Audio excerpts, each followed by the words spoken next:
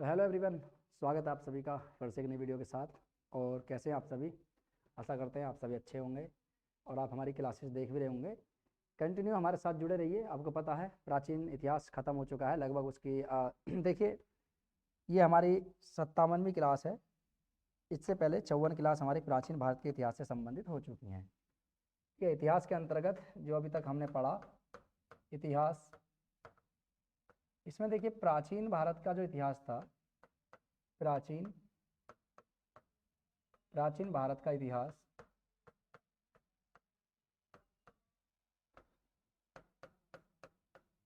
प्राचीन भारत के इतिहास के बारे में हम लगभग कम से कम मैंने 54 क्लासेस मेरी हो चुकी हैं।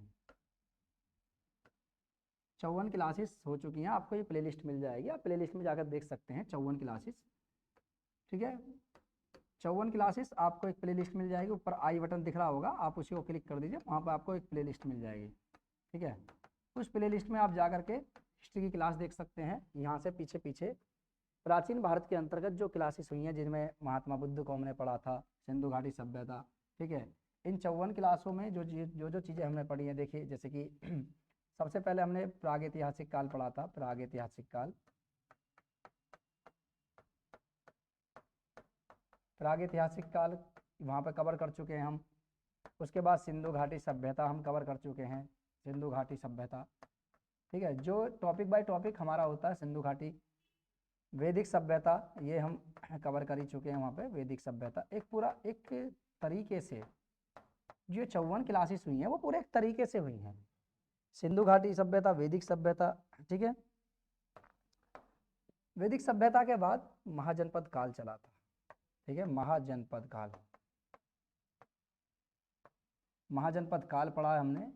और महाजनपद काल के बाद हमने मगध साम्राज्य पढ़ा था। ठीक है, मगध साम्राज्य, मगध साम्राज्य पढ़ा है वहीं पर। ठीक है, मगध साम्राज्य को हमने पढ़ लिया है। मगध साम्राज्य पे आने वाले प्रमुख वंशों को हमने देखा है। 16 महाजनपद के बाद मगध साम्राज्य पे आने वाले 16 महाजनपद जो आए थे, उनमें से मगध साम्राज्य पड़ा है। मगध साम्राज्य के बाद, ठीक है, देखिए बौद्ध धर्म, जैन धर्म, यानी धार्मिक आंदोलन, धार्मिक आंदोलन ये हम कर ही चुके हैं वहाँ पे। धार्मिक आंदोलन हमने पढ़ा है। ठीक है, धार्मिक आंदोलन में दो आंदोलन चले थे, जिनमें जैन धर्म और बौद्ध धर्म के बारे में बात करी थी। आजीवक संप्रदाय के विषय में भी हमने बात करी थी वहाँ पे। ठीक है, इसी के साथ साथ मौर्य वंश पढ़ा हमने, जो मगध साम्राज्य पर आता है, मौर्य वंश, लेकिन अलग से वो। पहले हमने मगध को पढ़ा, मगध के बाद हम धार्मिक आंदोलन पर गए, क्योंकि मगध के साथ साथ धार्मिक आंदोलन भी चल रहे थे उस समय। उसके बाद हमने मौर्य वंश को पढ़ा, मौर्य वंश को देखा है। मौर्य वंश के बाद मौर्योत्तर काल चला है। ठीक है, मौर्योत्तर काल, ठीक, मौर्योत्तर काल, मौर्योत्तर काल चला है। मौर्योत्तर काल के बाद जो आता है शुंग वंश, हमने पढ़ चुके हैं हम शुंग वंश। ठीक है, ये मौर्योत्तर काल में ही है शुंग वंश। ठीक है, मौर्योत्तर काल के बाद गुप्त काल, गुप्त काल, और गुप्त काल के बाद जो काल चला था हमारा गुप्तोत्तर काल, गुप्तोत्तर काल। और लास्ट में जो बचता है, ये पढ़ा था हमने हर्षवर्धन का काल। ठीक है, हर्षवर्धन, हर्षवर्धन का काल। और देखिए मौर्योत्तर काल में हमने जो चीज़ें, एक चीज़ और पढ़ी थी वहाँ पे मौर्योत्तर काल में, इसे हम विदेशी शासक कहते हैं, जो विदेशी शक्तियाँ भारत आई उस समय पे। और इसी में महाजनपद काल के बाद मगध साम्राज्य में ही यहीं पर एक चीज़ और चली थी।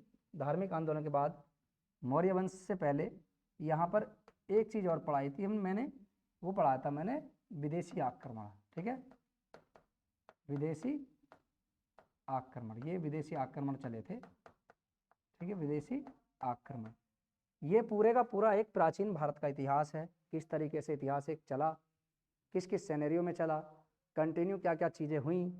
पहले प्रागैतिहासिक काल देखा हमने, फिर सिंधु घाटी सभ्यता देखी, क्योंकि प्रागैतिहासिक काल भी अपने आप में एक बहुत बड़ा काल है, इसको भी देखा था हमने।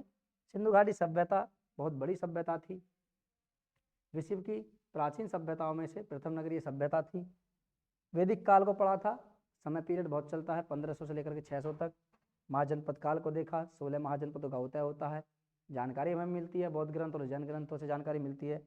फिर मगध साम्राज्य की पहला संस्थापक कौन था, बृहद्रथ था। उसके बाद वास्तविक संस्थापक, ठीक है, बिंबिसार को माना जाता है। धार्मिक आंदोलन पढ़े, 62 संप्रदाय, 378 संप्रदाय, इनके बारे में उल्लेख मिलता है। ब्रह्मजाल सूत्र, ठीक है, भगवती सूत्र और ब्रह्मजाल सूत्र से इनके बारे में जानकारी मिलती है।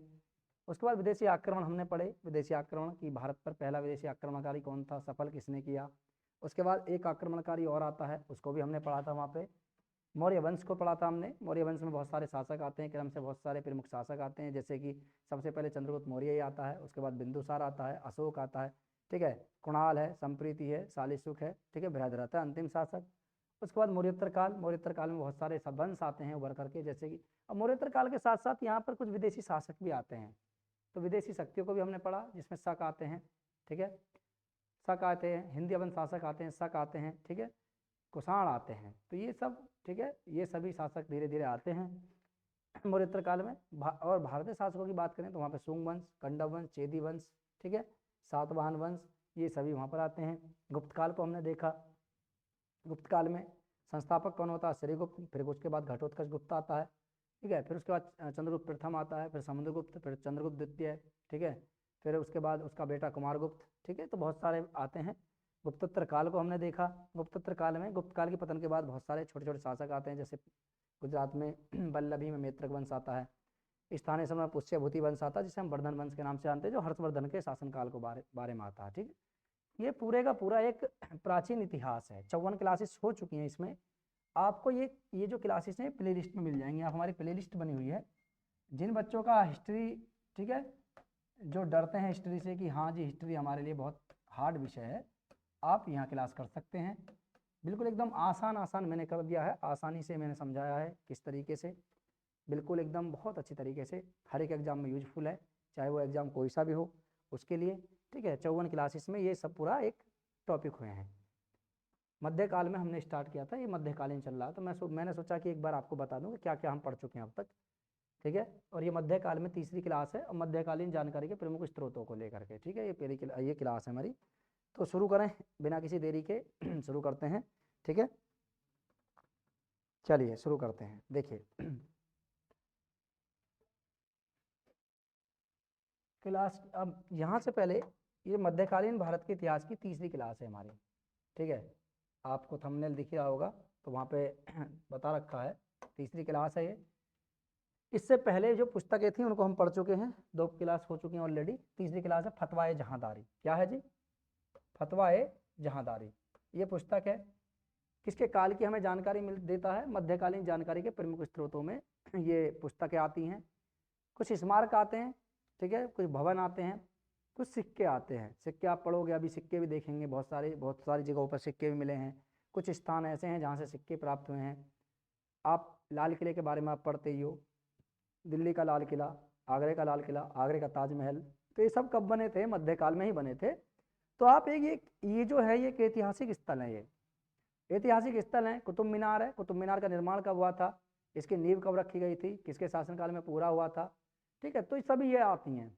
नींव तो देखिए इसकी बहुत पहले रख गई थी, 1100 उसमें रख गई थी इसकी, देखिए 1199 में इसकी नींव रख गई थी, लेकिन बन नहीं पाई थी उस समय। नींव रख दी गई थी उस समय जब मोहम्मद गोरी का शासनकाल था, क्योंकि आता है वो, ठीक है, 1206 में उसकी मृत्यु हो जाती है और यहीं से दिल्ली सल्तनत शुरू होती है, इल्तुतमिश के शासनकाल में पूरी होती है। लेकिन उसके बाद इस पर बिजली गिर जाती है, उसके बाद 2 बिल्डिंग रह जाती हैं, फिर से नई बिल्डिंगों का निर्माण होता है, ठीक है। तो समय समय पर ये जो ऐतिहासिक स्थल हैं ये हमें जानकारी देते हैं किसके बारे में, मध्यकाल के बारे में। इनसे हमें स्पष्ट जानकारी मिलती है, शासक कौन था उस समय, किसने बनवाया था, तो ये चीज़ें मिलती हैं, ठीक है। चलिए इसी प्रकार से कुछ पुस्तकें हैं, पुस्तकों को देखते हैं। देखिए फतवाए जहांदारी, इसका लेखक की बात करें तो इसका लेखक कौन था देखिए, थोड़ा गला खराब है। लेखक की बात करें तो इसका लेखक का नाम था जियाउद्दीन वर्नी, ठीक है। लेखक थे जी इसके जियाउद्दीन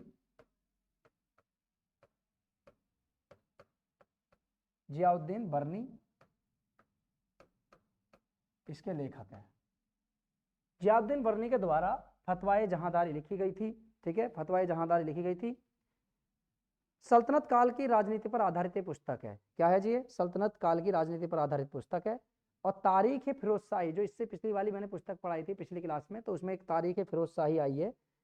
तारीख ए फिरोज शाही का एक उपखंड है। क्या है ये? उपखंड है तारीख ए फिरोज शाही का। ठीक है, दिल्ली सल्तनत, दिल्ली दिल्ली सल्तनत के दिल्ली सल्तनत की राजनीति, दिल्ली सल्तनत की राजनीति पर आधारित पुस्तक।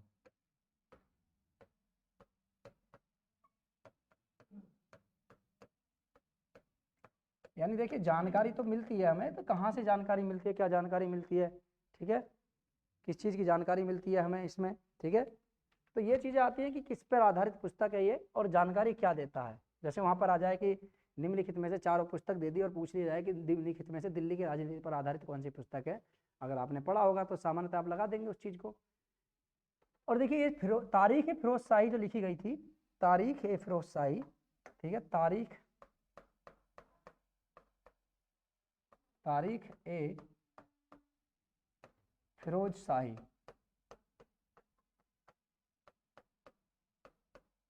ठीक है, तारीख ए फिरोज शाही का उपखंड है, का एक उपखंड है। और देखिए जल्दी ही क्लासेस हमारी लाइव भी शुरू हो जाएंगी। अब जो रुकावट आ गई है अभी लाइव को लेकर के, वो शुरू हो जाएगी अब जल्दी। ठीक है, टेंशन ना लें आप। कभी सोच रहे हो कि लाइव क्यों नहीं हो पाई है अभी तक हमारी क्लासेस।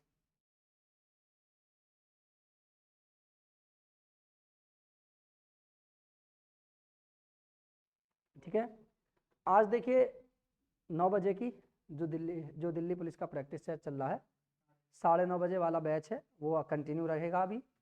ठीक है, उसमें क्लासेस होंगी आपकी, तो आप हमारे साथ जुड़े रहिए। मेरी नहीं हो पाएगी आज जीएच की लाइव, ठीक है, लेकिन कल से कंटिन्यू शुरू हो जाएगी और टाइमिंग थोड़ा बता दिया जाएगा आपको, आज अपडेट दे दी जाएगी वहाँ पे शाम को आज, कि एक पूरा एक टाइम टेबल बता दी जाएगी कौन सी क्लास कब चलेंगी, तो आप वहाँ पे जाके लाइव से जुड़ सकते हैं। जो बच्चे दिल्ली पुलिस यूपी पुलिस की तैयारी कर रहे हैं उनके लिए बहुत अच्छा मौका है, छोड़िए नहीं, क्योंकि इलेक्शन आने वाले हैं और इलेक्शन के टाइम पे बहुत ज़्यादा वैकेंसी निकलती हैं। अगर इस बार आपने मौका छोड़ दिया तो सोच लीजिए फिर आपको बहुत समय लग जाएगा आपको नौकरी लेने में। ठीक है देखिए, चले शुरू करें। ये किस पर आधारित है? राजनीतिक दर्शन पर आधारित पुस्तक है ये, राजनीतिक दर्शन के बारे में जानकारी देता है। और ये देखिए जियाउद्दीन वर्नी के द्वारा लिखी गई पुस्तक थी, तारीख ए फिरोज शाही का ही एक उपखंड है, तारीख ए फिरोज शाही का एक उपखंड है। जियाउद्दीन वर्नी की अगर बात करी जाए कि जियाउद्दीन वर्नी की कौन थे, तो देखिए इनके बारे में विषय में बात करें जियाउद्दीन वर्नी के में, तो इनका जन्म जो हुआ था, देखिए 1285 में इनका जन्म हुआ था। ठीक है, जियाउद्दीन वर्नी का जन्म, ठीक है, थोड़ा सा देख लीजिए, पूछ ले, अगर पूछे जल ले तो याद रखना, वरना कोई दिक्कत नहीं। जियाउद्दीन जियाउद्दीन वर्नी का जो जन्म हुआ था, वर्नी का जन्म 1285 एडी में हुआ था। और किसमें? सैयद परिवार में, सैयद परिवार में इनका जन्म हुआ था 1285 एडी में। बाद में दिल्ली सल्तनत के उसमें आ गए थे, क्योंकि इनके पिता जो थे, ठीक है, जलालुद्दीन के एक बेटा था, जलालुद्दीन के बेटे का नाम था अरकली। ठीक है, तो जलालुद्दीन के बेटे का नाम था अरकली, तो याद रखना जलालुद्दीन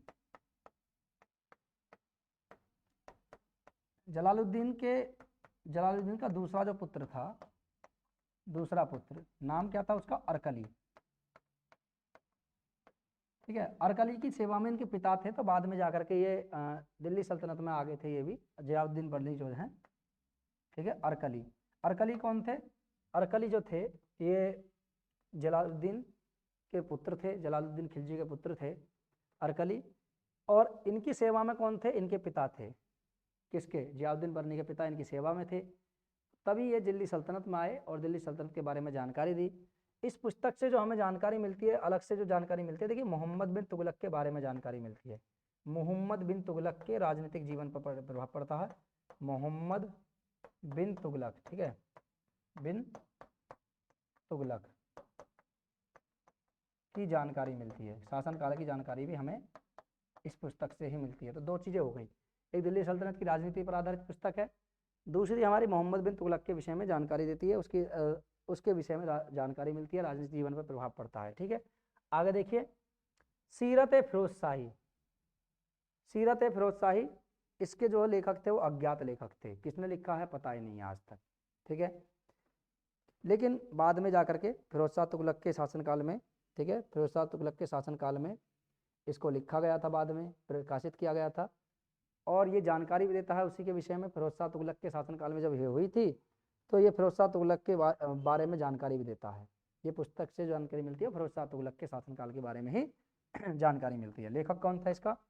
अज्ञात लेखक थे इसके, ठीक है। सीरत फिरोज शाही, ठीक है। तो लेखक कौन है? लेखक हैं जी अज्ञात, पता ही नहीं है लेखक कौन है आज तक, अज्ञात लेखक है, ठीक है। और ये फिरोज शाह तुगलक के विषय में जानकारी भी देता है। ये जो पुस्तक है इससे फिरोज शाह, ठीक है, फिरोज शाह के विषय में जानकारी मिलती है।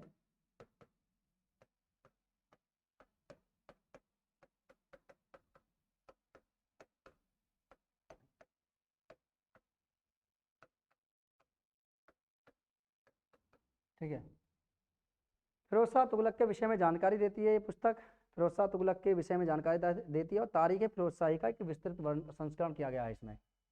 जो तारीख फिरोज शाही थी उसके जो बचे हुए भाग थे या बची हुई जो चीज़ें बच गई थी, तो फिरोज शाही तारीख फिरोज शाही पुस्तक का इसमें विस्तार से वर्णन किया गया है, ठीक है। और क्या जानकारी मिलती है कि तारीख फिरोज शाही, तारीख फिरोज शाही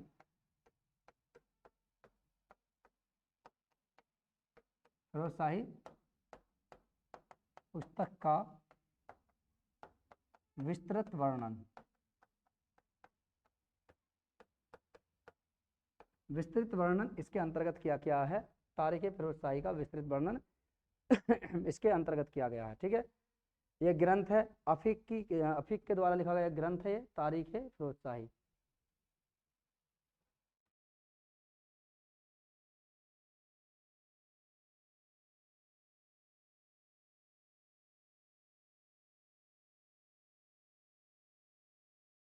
ये फिरोज शाही, आप सोच रहे होंगे बार बार इधर को क्यों जा रहे हैं, ठीक है। पानी रखा है इधर हमारा, ठीक है ना, तो वो थोड़ा सा पानी वानी पीने के लिए निकल जाते हैं इधर को, थोड़ा सा गला खराब हो रहा है तो इस वजह से आप, ठीक है, थोड़ी सी बोलने में दिक्कत सी भी हो रही है, तो इस वजह से थोड़ा मैं आराम आराम से बोल रहा हूँ। 2-3 दिन से तबीयत ऐसी डाउन सी है, नींद सी में रहते हैं, ठीक है। आपको पता है कि इस चीज़ों को करने के लिए बैठना पड़ता है रात में, सब चीज़ें आती हैं निकल करके सामने, ठीक है। देखिए कोई भी निपुण नहीं होता है, वो तो बच्चों के ऊपर डिपेंड करता है कि कौन सा टीचर किसको पसंद आ जाए। ठीक है ना, वैसे बहुत सारे टीचर ऐसे हैं जो बहुत अच्छा पढ़ाते हैं, हम उनके आगे पीछे कहीं नहीं है अभी तक, बहुत सारे टीचर हैं। बच्चों के ऊपर डिपेंड करता है कि कौन सा टीचर कब पसंद आ जाए उन्हें, ठीक है। बात होती है कंटिन्यूटी की, एक कंटिन्यू सीरीज की, वो यहाँ पर आपको फ्री ऑफ कॉस्ट मिल रहा है, प्रोवाइड आपको की जा रही हैं। आपको कोई टॉपिक है नहीं समझ में आ रहा है, आप कमेंट करके बता दीजिए उसे, उसके नेक्स्ट जो क्लास है आप उसी के ऊपर हो जाएगी, ठीक है। तो आप हमें बताया करें, कहीं कोई हमारी कमी है तो उसको भी आप बताया करें, कमेंट करें, हमें कमेंट करके बताएं कि यहाँ पर ये चीज़ें गलत हैं, ये चीज़ें थोड़ा सा इस चीज़ को करना पड़ेगा, ठीक है। चलिए, क्योंकि देखिए आप ही को पढ़ना है, हम तो यहाँ पढ़ाते रहेंगे लेकिन पढ़ना आपको है। आप जो एग्ज़ाम देंगे, आप देखते हैं कि टीचर कैसा पढ़ा रहे हैं, उसी के अकॉर्डिंग आपको याद रहता है कि हाँ जी इन्होंने ऐसा पढ़ाया था और याद हो गया हमारे। गलत पढ़ाएंगे तो आप गलत ही लिख करके आओगे वहाँ पे, सही पढ़ाएंगे तो वहाँ पे सही लिख कर आओगे, ठीक है। ये तो बच्चों के ऊपर होता है। चलिए, तो तारीख फिरोज हम बात कर रहे थे सीरत फिरोज शाही, तारीख फिरोज शाही पुस्तक का इसमें विस्तृत वर्णन किया गया है, किसके द्वारा? अफीक के, ये जो ग्रंथ था ये अफीक के द्वारा लिखा गया था, इसलिए इसको सीरत फिरोज शाही कहा जाता है, बाद में इसका वर्णन किया गया था इसमें, ठीक है। अगली जो पुस्तक है वो है फतुहात फिरोज शाही। क्या है जी? फतुहात फिरोज शाही, ये पुस्तक है फिरोज शाह के द्वारा, फिरोज शाह की आत्मकथा है ये फतुहात फिरोज शाही, फिरोज शाह के द्वारा लिखी गई पुस्तक थी, आत्मकथा है फिरोज शाह तुगलक की, ठीक है। फिरोज शाह तुगलक दिल्ली सल्तनत, दिल्ली सुल्तान था, ठीक है। आपने सुना होगा तुगलक वंश, ठीक है, तुगलक वंश के बारे में तो सुना होगा, फिरोज शाह तुगलक, ठीक है। ये पुस्तक जो आत्मकथा है, ठीक है, आत्मकथा, ठीक है जी, ये क्या है? आत्मकथा है, ये आत्मकथा है फिरोज शाह तुगलक की।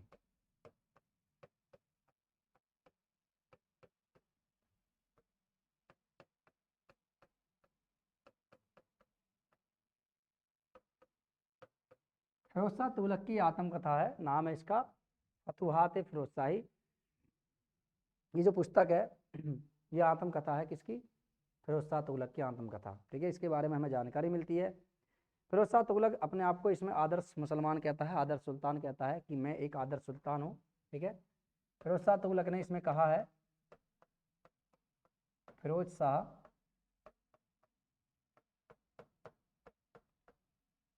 तुगलक ने इसमें अपने आप को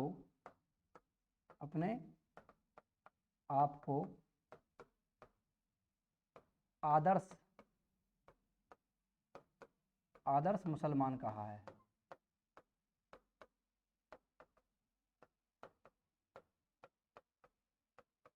ठीक है, अभी आप देखोगे, अभी मध्यकाल चल ही रहा है, तो मध्यकाल में आप देखोगे आगे चल के। ठीक है, उन चीज़ों को आप पढ़ोगे, उन चीज़ों को आप समझोगे। ठीक है, इनके बारे में देखोगे। आदर्श मुसलमान इसने सिद्ध करना चाहा और इसने लिखी थी। लिखने का उद्देश्य इसका यही था कि अपने आप को आदर्श मुसलमान बताना चाहता है उसमें, तारीख फिरोज शाही। इसके बाद आता है फतुहात सलातीन। क्या आता है जी? अगली जो पुस्तक आती है फतुहात सलातीन। ठीक है, फतुहात सलातीन, फतुहात सलातीन अगली पुस्तक आती है, फतुहात सलातीन। ठीक है, ख्वाजा अब्दुल्ला मलिक इसामी के द्वारा इसको लिखा गया था और बहमनी राज्य के संस्थापक अलाउद्दीन बहमन शाह के संरक्षण में लिखी गई पुस्तक थी ये। ठीक है, ये जो पुस्तक है ये किसके द्वारा लिखी गई थी? ये पुस्तक लिखी गई थी ख्वाजा अब्दुल मलिक के द्वारा, ख्वाजा अब्दुल मलिक के द्वारा लिखी गई पुस्तक थी। और इस पुस्तक में बहमनी राज्य के जो संस्थापक थे, नाम था अलाउद्दीन बहमन शाह। अलाउद्दीन बहमन शाह के राजनीतिक जीवन पर प्रकाश डालती है पुस्तक। ठीक है, और ये पुस्तक दक्षिण भारत का जो एक बहमनी साम्राज्य था और बहमनी साम्राज्य के विषय में जानकारी देती है पुस्तक। ठीक है, चलिए तो आज पुस्तकों को हम यहीं ख़त्म करते हैं, क्योंकि पुस्तकें आज ख़त्म हो गई है और कल चलेंगे मोहम्मद पैगंबर के बारे में, इस्लाम के विषय में लिखेंगे हम। ठीक है, ये पुस्तक हमारी आज यहीं पर समाप्त करते हैं हम। ठीक है, चलिए तो आज के लिए क्लास इतनी काफ़ी है। मिलते हैं नेक्स्ट क्लास में। उम्मीद करते हैं आपको ये क्लास अच्छी लगी होगी। 2-3 पुस्तकें हुई हैं, बाकी तो मैंने पीछे का बताया था, इसमें प्राचीन भारत को किस तरीके से पढ़ा है। ठीक है, टॉपिक बाय टॉपिक किस चीज़ को हमने कवर किया है। ठीक है, चलिए मिलते हैं नेक्स्ट क्लास में, तब तक के लिए जय हिंद।